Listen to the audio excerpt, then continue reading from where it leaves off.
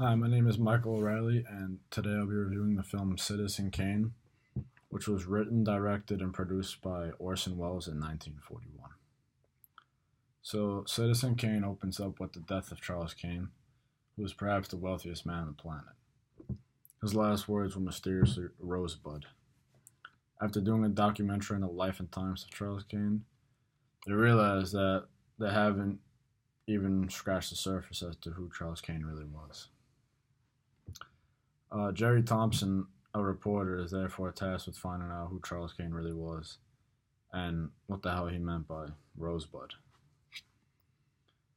The powerful story that unravels is nothing short of mind boggling, and the way the story is presented is ingenious, in my opinion. Orson Welles, who not only wrote, directed, and produced the movie, also played the role of Charles Kane. Mr. Wells' strong voice alone convinces us that Charles Kane is an extremely powerful man and a force to be reckoned with. Beyond the powerful force of Mr. Wells' performance, the movie incorporated other techniques that, in my opinion, were very effective. The lighting was very selective, meaning that it purposely only revealed parts of the scenes.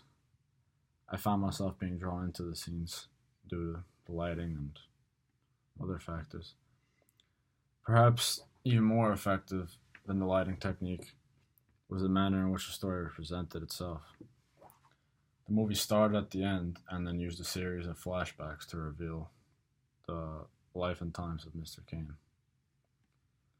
The movie began with a scene of young Charles as a kid, and you can see he's very happily playing with the sled in the snow, but it was apparent that this happiness was short-lived, or to be short-lived.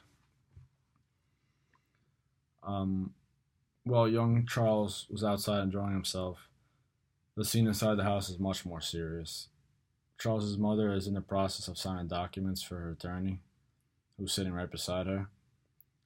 I really like the contrast that was presented by the open window as well, because we see a mostly depressing and morbid mood inside the house, while at the same time you see a young Charlie through the window outside of the house, like enjoying his life, having a good time. Apparently, these documents would authorize her attorney to remove young Charles from the house and send him to be raised elsewhere. Charles' father, in the meantime, was protesting in a forceful manner about this, but for some inexplicable reason, he didn't seem to have any say.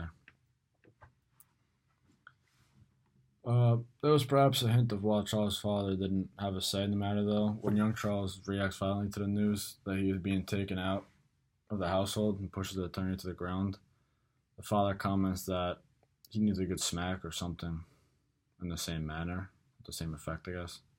Something like it. The mother then says, "Is this what you think he needs? That's why he's being taken away." The insinuation was that the father had a violent tendency towards his son, Charles.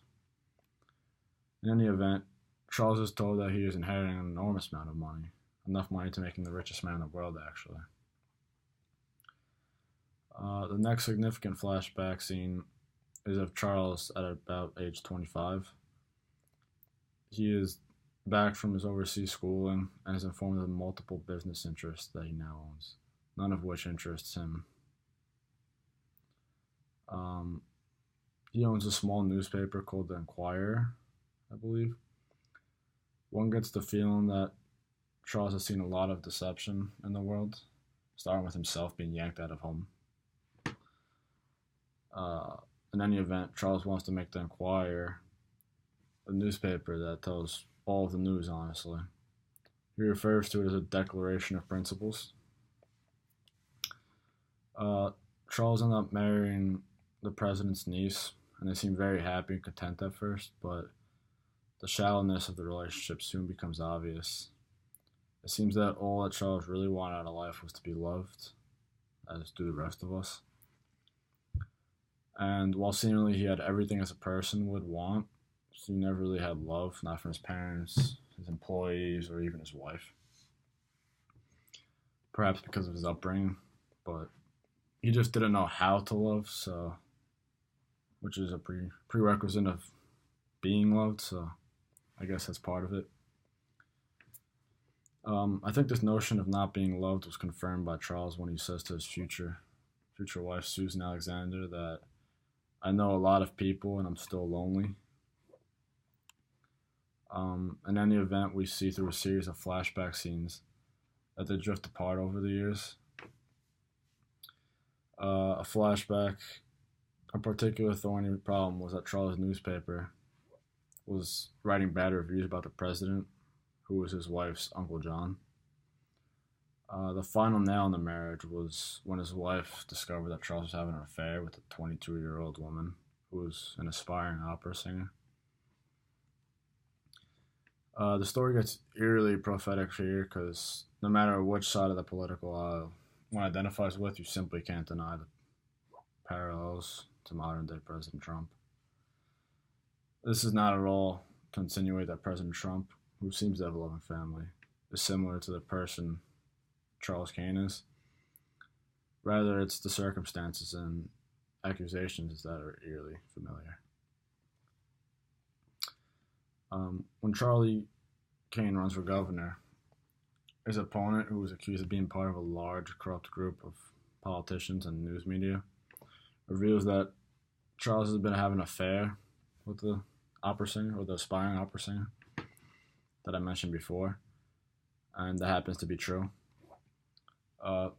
Charlie wins the election despite the controversy, so the newspapers decide to print a fake story about fraudulent elections, and things in the home front aren't going so well either.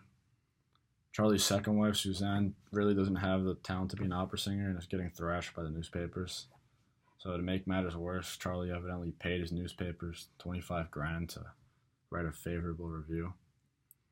However, his newspaper review is not much more kind. He receives a package with a torn up check, along with the Declaration of Principles that he wrote years ago. So Suzanne ends up leaving him because their marriage is void of love, pretty much. And I found myself finding really sorry for Charles at this point. I just don't think he's capable of giving love. He has all of the money in the world, but he has nothing of any value in his life. Just money. After his wife walks out on him, he goes on a rampage destroying the furniture and everything else in the room until he comes across a crystal ball filled with snowflakes, and then just stops him in his tracks pretty much. It surely reminded him of the one narrow window of time in his life when he was truly happy, like playing in the snow outside of his house, just enjoying life. It was undoubtedly, in my opinion, the last thing on his mind when he died, and the reason that Rosebud was like the final words that he mumbled on his way out. The movie completes the circle of Charles Kane's life in the last scene, where they're all burning all of his childhood relics, including his sled, which we know brought him great joy. And the word Rosebud was embedded on both the sled and in Charlie's mind as a sole symbol of happiness and in an otherwise miserable life, really.